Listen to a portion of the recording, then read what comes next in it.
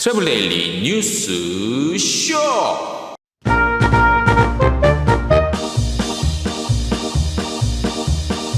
코로나19로 인한 팬데믹 1년이 지났습니다. 현재 항공 노선 상황을 살펴봤습니다. 첫 태국 골프 격리 투어 한국인 단체가 출발했다는 소식 전해드리겠습니다.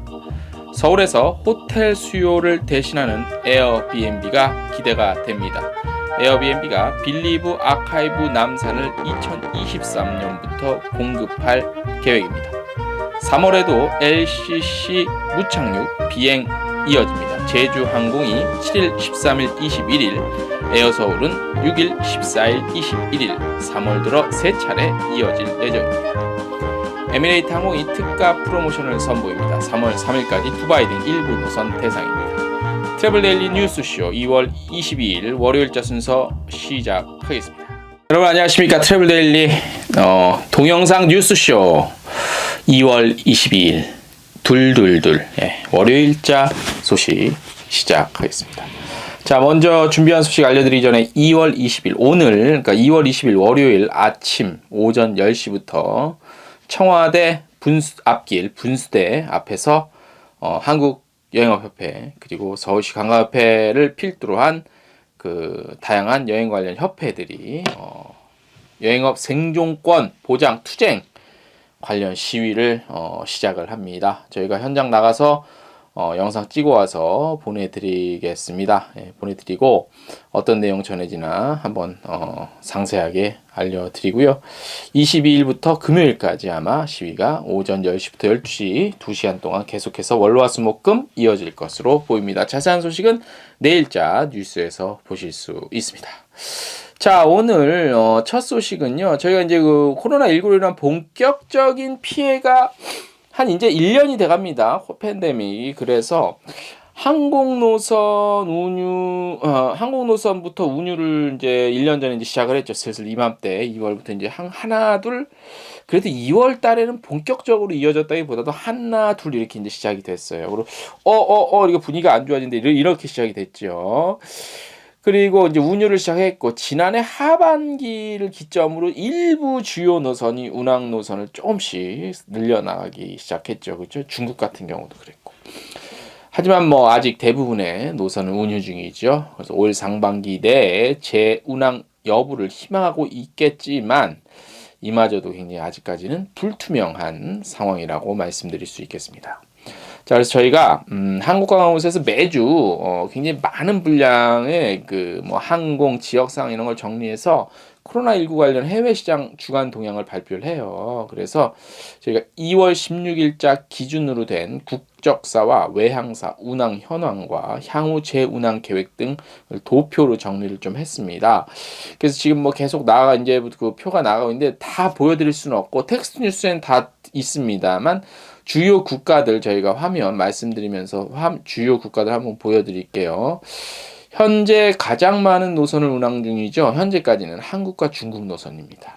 국적사를 중심으로 해서요. 인천, 선양, 광저우, 텐진, 나렌, 난징, 청두 등이 매주 1회 정도씩 운항을 하고 있습니다. 예전 같으면 매주 1회가 아니라 데일리였겠죠. 그리고 중국 국적사, 그러니까 중국의 항공사들, 우리 입장에서 외항사겠죠. 중심으로는 이제 앞서 말씀드린 그런 지역 외에 또 북경, 푸동, 옌타이 등 기타 지역 등을 운항을 하고 있습니다. 그래도 중국이 현재까지는 운항 노선이 가장 많긴 해요. 주 1회라 하더라도.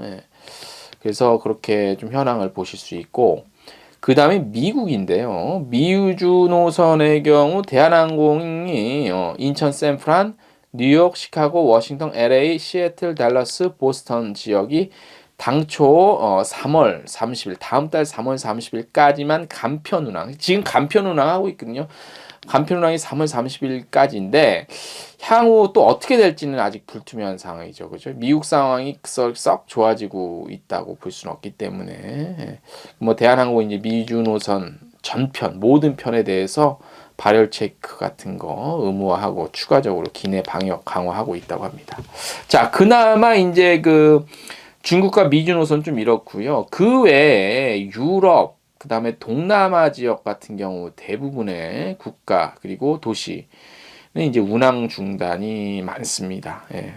자, 이 역시 일부 노선의 경우는요, 이번 달 또는 다음 달 3월, 그러니까 2월 말 또는 3월 말까지 운항 중단 기간으로 돼 있어요. 표에 보시는 것 같이. 근데 일단 상황이 좀 현재까지는 좀 불투명한데 4월 이후 코로나19 상황에 따라서 재운항이 재운항 여부에 관심이 아무래도 모아지겠죠. 하지만 이게 재운항이 과연 가능할 것인가? 그다음 백신이 지금 널리 퍼지고 있으니 그거를 기준으로 삼았을 때 4월에 운항편이 조금씩 살아날 수 있을까에 따라서 올해 상반기 그리고 올해 전체적으로 그리고 올해 그 여행 시장이 우리나라를 위해서 전 세계적으로 다시 조금 회복세로 갈 수 있냐 안 가냐는 3월 말 이후 지나서 4월 정도 접어들면 그 윤곽이 조금 잡힐 것 같아요. 물론 가장 중요한 근본적인 문제인 코로나19 확진자가 늘어나지 않고 감소한다는 것들을 바탕으로 했을 때 얘기입니다. 확진자가 계속 백신 전과 같이 뭐 추세가 비슷하면 4월을 그리고 올해는 언감생심 꿈도 못 꾸겠죠. 하지만 4월 정도, 3월 말에서 4월 넘어갈 때가 가장 중요한 우리가 좀 관심을 갖고 지켜볼 수 있는 그 시기가 아닌가. 그렇게 나름 좀 판단이 됩니다. 두 번째 소식입니다. 태국에서 이제 그 골프장에 한 2주 정도 격리시켜놓고 골프만 칠 수 있는 그런 상품이 있었다고 한번 발표를 해드렸죠. 그래서 첫 번째 태국 골프 격리 투어에 한국인 단체 그룹, 첫 번째 단체 그룹 41명, 41명이 지난 18일 대한항공을 이용해서 태국 방콕으로 갔답니다. 태국은 2020년 12월 외국인 골퍼에 대한 골프장 격리 검역을 승인했죠. 그리고 골프 리조트들의 체크리스트 검사하고 기준에 따라 전체 표준을 인증하는 엄격한 점검 절차를 통해서 6개의 골프 리조트를 격리 가능한 골프장으로 지정을 한 바 있습니다. 관련 내용 예전에도 전해드렸죠. 출발한 그 41명 중에 골프 때문에 가신 분은 39명. 그래서 방콕에 위치한 아티타야 CC에서 15박 골프장 격리 후 치앙마이에 위치한 아티타야 치앙마이에서 추가로 장기간 골프여행을 즐길 수 있고 그 다음에 이제 개인 목적이나 비즈니스로 가신 분 일반인들은 자유롭게 태국 내에 체류할 수 있다고 합니다. 야, 이거 무슨 뭐 우리나라 80년대, 70년대도 아니고 해외여행 정말 거의 어려웠던 시절 어떤 분이 해외여행을 태국으로 처음 골프여행을 갔습니다. 이런 소식 전해드리는 기분이네요. 물론 제가 그 당시에도 기자는 아니었지만 그런 느낌입니다. 예. 출발 후 45일 이내 한국으로 돌아올 고객들은요, 무비자로 입국이 가능하고, 45일 이상 체류할 고객은 90일까지 TR이라는 비자를 받아 태국으로 갈 수 있습니다. 15박 격리 기간 동안요, 총 3번의 PCR 검사를 받게 되는데요. 첫 PCR 검사에서 음성 확인 받으면 바로 골프 칠 수 있다고 합니다.